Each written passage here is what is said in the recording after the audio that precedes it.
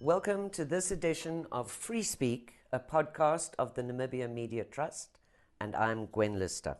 Free speech versus the subject of hate speech, racism and insult, and of course the role of social media, is a very topical subject right now. With me today to try and work through and make sense of some of these complex issues and to look at how to elevate what we can do in terms of what one could call rules of engagement on digital platforms is Dr. Mare, a senior lecturer at NUST in journalism studies and a known social media expert. Here in Namibia, against the backdrop of a global resurgence in the Black Lives Matter movement, which was sparked by the murder of George Floyd by US police, questions around the lynching post in the coastal town of Henties Bay was the spark which unleashed an at times no-holds-barred outcry on social media about statues and symbols of our colonial past and still prevalent incidences of racism in the country. This culminated in youth-organized online petitions, including the hashtag Gallows Must Fall, as well as another, Farewell Kurt, which demanded the removal of a statue of Kurt von Francois, former German colonial commissioner who oversaw the Hornkrantz massacre of mainly women and children. In the wake of these petitions, silent protests against racism, also encompassing gender-based violence and police brutality, took place in the capital.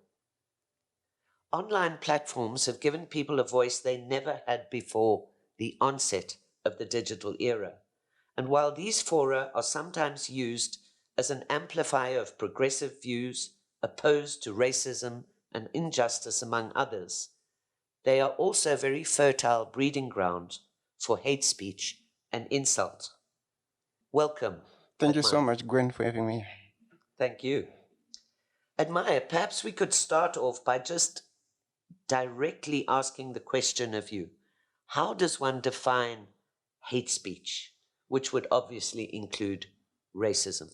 Okay, thank you so much. So in layman's terms, the definition of hate speech is around, any form of communication, be it written, verbal, or even behavior that is insulting, that is derogatory towards a particular, group, be it based on, gender, it can be based on sexual orientation, it can be based on race, tribe, ethnicity, you name it. So essentially that's what it is all about. But we have seen that in other countries, they've also tried to tighten it a bit and focus more on the issues around sexual orientation, which are increasingly becoming very, very pronounced in our modern day societies.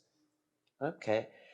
What do you think, where would one draw the line, or should one draw the line between free speech and online hate speech, if at all? It's very difficult to draw the line, but mostly when lawyers deal with these issues, it's around intention, the intention to cause harm, towards a particular group of people, not just, it shouldn't be between you and me, just maybe, we are friends and all of a sudden probably we have, turned offensive against each other. It's beyond that. It's about a particular group that you are targeting in terms of the words or the action that you're actually projecting at that particular point in time. In your monitoring of social media, and I gather you probably do quite a lot of that in the course of your work, whether it's Twitter, Facebook, or any other platform, what is your assessment of hate speech in Namibia at the moment? Is there a problem? We obviously have the recent examples of a few white residents of Walvis Bay going online and saying very abusive things about black compatriots. To what extent do you think this is really a problem in Namibia? I think it's a problem because generally, if you look at it, and most of it usually is done under the use of pseudonyms, masked identities, especially online, where people can always, hide under these, these identities actually to cause and insult other people. So it's there, but most of the time, what we've also seen is that the use of pseudonyms actually makes it even more problematic even to police it, because you don't know who is behind that particular masked identity, and that's what usually makes it very difficult even for the police even to prosecute people who are on the wrong end of the law. Why do you think in a country which is free, essentially, like Namibia, do people resort to anonymous identities on social media when they're able? One can fully understand in an autocracy or draconian society that citizens would be afraid of exercising their voices online. In Namibia, not so. So why would there be such a problem with anonymity rather than putting their names on their posts and standing by their opinions? I think if most of the people actually know the consequences of actually, engaging in hate speech. So obviously, if you want to insult somebody and also then protect yourself at the same time, obviously pseudonym becomes the easy way out. It's a soft target that you can always use to protect yourself. But again, I would say that even people who don't even use pseudonyms actually engage in hate speech, but do so without knowing the consequences of actually, transgressing certain constitutional rights that are enshrined in the Namibian constitution. So we have seen, especially around, racial, tribal slurs, Right. tribal stereotyping in Namibia, especially to say, the Vambos are like this, the Hereros are like this. It's so pronounced. People don't think that they're actually transgressing, but that's what you see most of the time. And you ask yourself, but why do people do such kind of things in a progressive society? But you can realize that we tend to have these identities that are based on tribe and ethnicity, very steeped in our everyday life, to the point that we don't understand that first and foremost we must be Namibians before we become a Vambo or become a Herero. Exactly. But it is, as you say, it's not just racism, but also tribalism, which is a real problem out there. And that is also, these are the open groups. When we look at things like WhatsApp, the more closed social media apps, I think the problem, according to a lot of people, is even worse out there. Maybe moving on from that, the logical question to the proliferation of hate speech is what can be done about it? In a sense, how can the notion of hate speech be reconciled with freedom of expression, a guaranteed fundamental right in most democracies, including our own? I think the big fear of many free expression advocates is that obviously if we do have laws or regulation to govern hate speech, that these would be used to stifle political dissent. Others, of course, would argue, let hate speech run. Let it be out there in the open, in the sunlight, where we can see it, identify it for what it is. What are your views on legislation and regulations around something like hate speech? I would say that the best way to go about it, if we have to go the regulatory route, then we have to make sure that everything that we are going to do is within the limits of necessity and proportionate. Right. Anything that goes beyond that becomes something else. And I've seen that in autocratic regimes, they usually use these as part and parcel of actually trying to deal with political dissent, but also coming hard on opposition political parties. So I would say that we need to balance the issues here to say, if we want to go the route of regulation, for example, in South Africa, they have the hate speech and the hate crimes bill that was passed in 2016.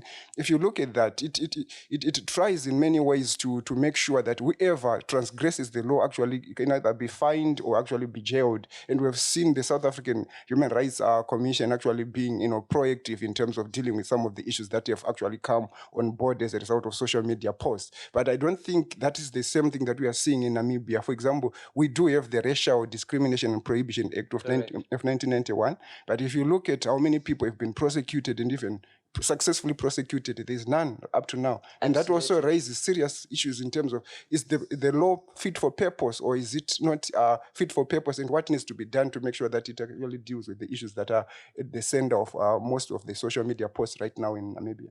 I think that's a very good point.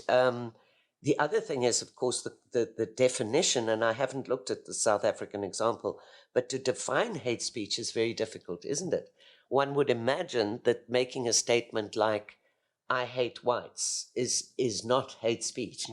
But if you had to say, kill all whites, that would cross the line. So again, the nuances in this are very, very important, and which will make it very difficult to prosecute.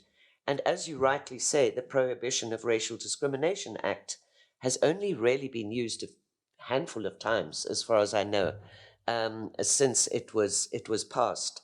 and it hasn't been successful.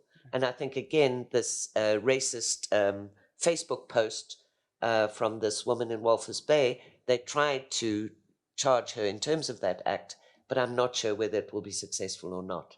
So again, as you say, maybe in some respects, there is the argument we don't need special laws to deal with hate speech. If, for example, I defame you on social media, there are existing laws in which terms of which I can lay a charge against you.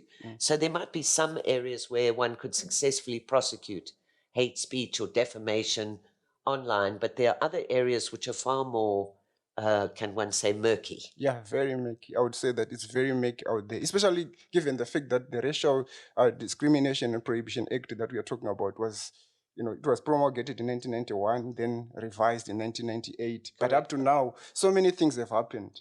Many things have happened. We have had Facebook has come on board, Twitter has come on board, Instagram, but all these were not there in 1998. So you look at it, how do you then use a law that was promulgated in 1998 to deal with issues that are happening in 2020? It becomes very complicated. So it would speak to the fact that one may need to look at that law once again. Yes.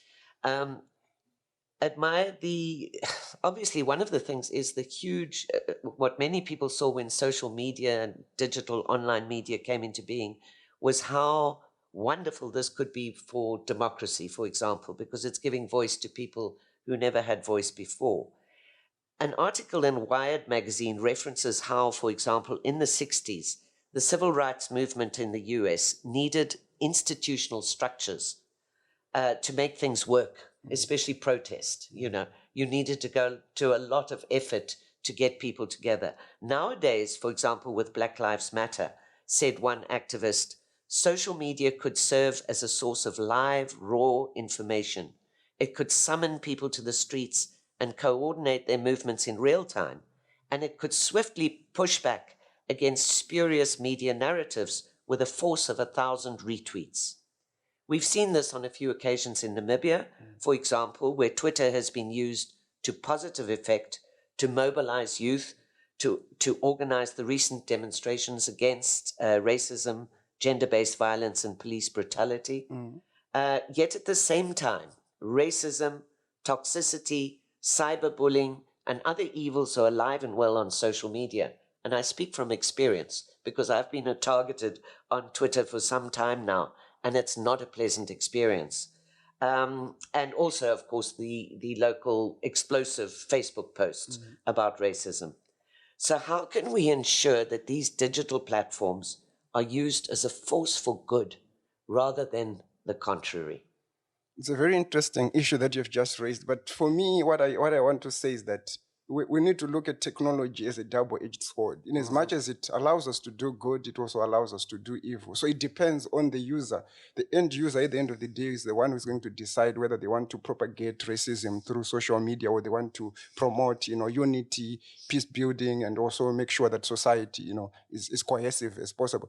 But essentially what I think needs to happen is we have just been talking about, I think in as much as we need to make sure that social media companies also come hard on people that actually transgress over the rules of engagement that they've put in place, but we also need to make sure that we also have the right kind of laws that can actually, for example, the cyber crimes bill. I think we do need that, but if whatever form it might come, it must also be within the bounds of necessity and proportionate, so that it doesn't go beyond the issues that are enshrined in our constitution. It must not be able to then, take away the rights that we have in terms of, freedom of free speech, for example. It must be within the bounds. That's what I would say. So certainly we would need some kind of regulation around cyber crimes, but again, that cyber crimes must not be used actually to outlaw free speech at the end of the day. So a balance must be struck as we try and deal with these issues. Yeah, and especially not, as you say, to erode rights to free expression online. Yes.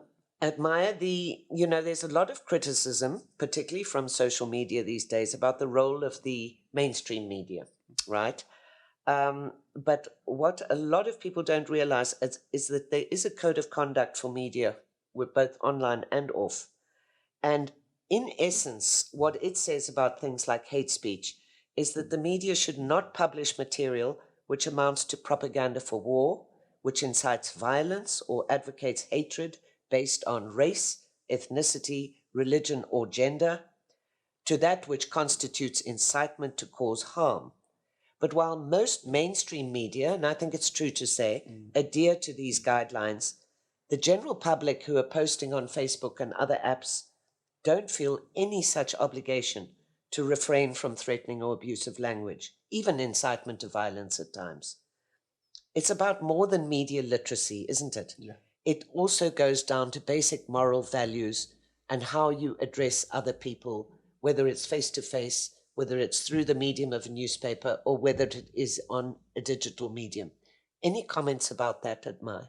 Certainly. I think online we see an amplification of who you are in offline spaces pretty much. So Right. who you are offline is also who you are online. It's rarely, the two really are not, distinct in many ways. You'd realize that whatever you tend to do offline is what you end up doing also online. So it's Right. an amplification of your real life, behavior or even your views in terms of life. So what I would say is that first and foremost, it demonstrates, the moral, our moral, morality in general in society, how far it has been eroded. But also it demonstrates again the issues around lack of digital competencies and also digital literacy in terms of what is required in online spaces, because some think that there's a chasm between online and offline. So when I'm online, I'm a totally different person, and when Correct. I'm offline, but it Correct. shouldn't be like that. It should be seamless. It should be whatever you are offline should be also what you are online. And that's why we are saying people must also be free enough to express and also to use their own real names in these online spaces, so that they can actually, be able to defend their ideas if they have any idea to defend in the first place. But what we've realized that some people don't even have the ideas to defend. So they usually use pseudonyms, anonymity, to then defame other people, to insult other groups of people, because they want to protect themselves that way. So I also say that in that regard, then social media companies have a responsibility to make sure that their platforms are as healthy as possible. Otherwise, it becomes very difficult for people to remain engaging in public discourse in such kind of spaces where there's lots of toxicity, but also a lots of hate speech that is actually being spewed in this platform. Absolutely. And obviously something like trolling is made so much easier when one is behind an anonymous account. The other thing is, Admire, just a quick question, the issue of bots. Obviously it's a global digital network, but to what extent is that a problem here in Namibia? Are there people who are sophisticated enough to be starting these bot factories, and or has it not got to that point as yet? I think we have not yet gotten to that point yet, Okay. but certainly I see as we go towards the next election, certainly we are likely to start seeing a lot of bots being used by mostly politicians, but also, corporates also by hiring bots so that they can also amplify and also advertise their goods. Because remember, people are now running away from advertising in traditional media spaces and going for online adverts. So obviously, when you push for online adverts, obviously bots are likely to become part and parcel of that network of trying to push as much content and products to people. They're also, according to what you've just said, or following on that, they're increasing calls to regulate social media networks, and you've mentioned that. Tech companies like Facebook and Google, for example, in view of the Cambridge Analytica scandal and growing public concerns about the impact of harmful social media content on mental health and the quality of public debate. Presently, the spread of fake news, disinformation, and misinformation around the COVID-19 pandemic has been used by governments to proceed with such regulation. What are your views on this? I think it's a very concerning, recent development that I've watched with keen interest. For example, here in Namibia recently, there was one person who was, said to have circulated fake news related to COVID-19. And of course, given the regulations that are there, that you are likely to be jailed or fined 2,000 Namibian dollars for doing that, that also raises serious problems. For me, the issue is that how do you determine, because, for example, if it's disinformation, if there's intention to cause harm, or there is intention to cause harm. So how do we measure the intention to cause harm vis-a-vis illiteracy, or even somebody who doesn't know whether whatever they are circulating or forwarding is actually something that is harmful or something that is very, misleading. You don't know. So the forwarding, because sometimes it's an issue of forwarding rather than actually producing the fake news. So how do you measure that intention? At what level? Is it at the level of forwarding? Is it at the level of production? And that raises serious problems, because also the other issue that I just want to say is that going forward, how would we make sure that these regulations are not going to become permanent Exactly. part of our everyday lives? Because if they see that it's working for whatever reason they think, then obviously it may be taken on board and they'll say, let's go on and proceed with this fake news regulations until forever. And that would have a chilling effect in terms of, political free expression, but also even just general, public discussions on social media platforms. Absolutely. And I think this is a big concern in many countries, that like here we have a state of emergency which requires or gives the government additional powers. In other countries, lockdowns and similar situations. And the point or the question people are answering is, okay, we can deal with this under COVID, but really are our rights going to be further eroded down the line when all this is over? Perhaps just very briefly, I want to ask you if our goal in all of this, which I imagine it would be, is to facilitate and foster a vision of a non-racial society. Do you think mainstream media, for example, are doing what is required in terms of fostering this vision in their coverage of race and identity politics? Or are they simply reproducing the biases inherent in Namibian society? If the latter, what do you think the media or the mainstream media can do to guide and to further the goal of tolerance? Okay, thanks. For that, I think what I've seen, it's very concerning, because for me, what I've seen is that we tend to reproduce, the biases and stereotypes in society rather than question them. And I think that's where the media is to play a more active role in terms of making sure that they push what probably one could actually say conflict-sensitive reporting, where whatever you report, whenever you report about racial related issues within a context, and even ethnic issues related to a society like Namibia, you question yourself, to what extent are we actually further eroding the polarizing society, so to speak? If you are polarizing society, then you need to start questioning your reporting, because ultimately you are not promoting cohesion within society. So I think there's need for media organizations to start thinking critically about conflict sensitive reporting, but also look at it critically and say, how do we want to make sure that we push and promote a united Namibian society that is free of racial discrimination, that is free of ethnic stereotypes and all these things? And how is our newsroom and the newspaper going to make sure that we do that kind of reporting that would push for that kind of thing? But right now, what I've seen is more or less it's this reproduction of politicians. You just take is whatever politician has said, and you take it as such, without critically engaging with it, to what extent it can actually tear apart a society. Because we've seen that happen in Rwanda. We've seen it also happen in countries like Zimbabwe, where various ethnic groups are clashing over issues because the media is actually amplifying those divisions rather than actually creating a space where they can actually heal and actually reconcile with each other. Absolutely. Very good point there.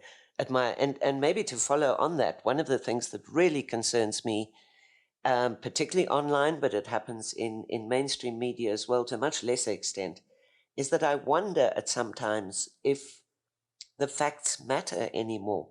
We're approaching a time where now finally our ATI bill is being tabled in Parliament, and we look forward to seeing whether that is going to help people get access to good information so they can make informed choices about their lives. But then you look at what's happening on social media at times, and even if I revert to the issue of what sparked everything, which was this gallows issue, at the end of the day, nobody was interested in the facts.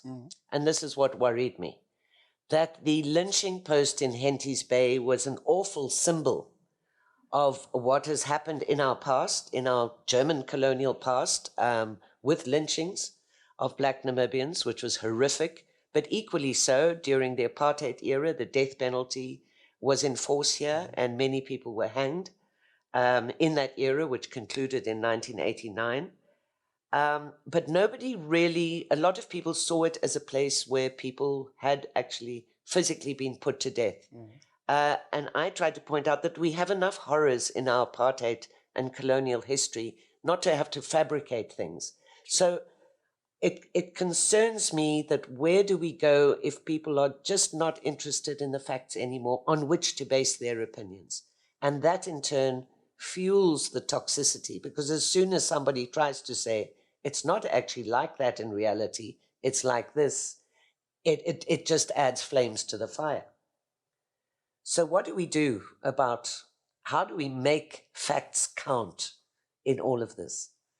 That's a very difficult one, because some actually claim that we are now living in a post-truth world where Right. facts no longer matter. It's all Right. about emotions, appealing Right. to emotions, being subjective. As long as you can whip up a lot of emotions within your closed spaces and then push it and come and do trolling on other people. It's a very unfortunate space where we find ourselves. But again, it demonstrates the problem that we have with filter bubbles and echo chamber, where people of similar views usually gang up against other people, thereby pushing them. Especially, you can easily be pushed out of social media platforms when people gang up against you and pushing an emotional view on things rather than using facts. So I would say that where we find ourselves, the space where we find ourselves in as much as it requires some kind of regulation, but it also requires dealing with the human being. I think it also has to go back to our morals as human beings to say, what kind of a society do we need? Do we need a society where emotions are going to govern whatever we do,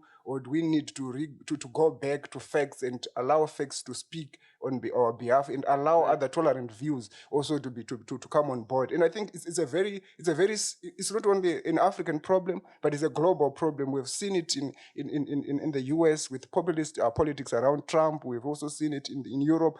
It's also coming here in Africa. So I think going forward, I think it's about society must look back and take a sit back and look at itself and say, what kind of a society do we want to become going forward, given the situation that we find ourselves, where people are just using emotions rather than reason to argue out issues. And that really concerns me seriously. Right.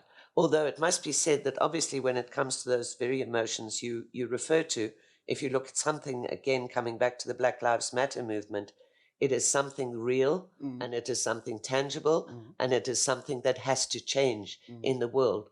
And so if that is sometimes emotified, if that's the correct word, there is probably justice in that, because one needs to see change and have change in the world.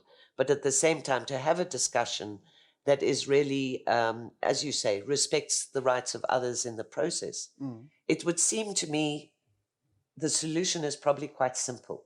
And it really may be something along the lines of, if everybody simply accepted that my rights end where yours begin, that if we use that approach, whether it's in our day-to-day interactions with people or online, that in that way, I would not abuse or disrespect you.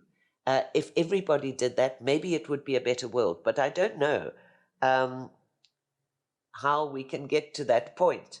The other thing is, perhaps, does not a good approach lie in, some people think, not limiting free speech in any way, shape, or form, even though it may sometimes be virulent, offensive, hateful, call it what you want, but really to start educating people about human rights and the respect for diversity and tolerance of opposing views.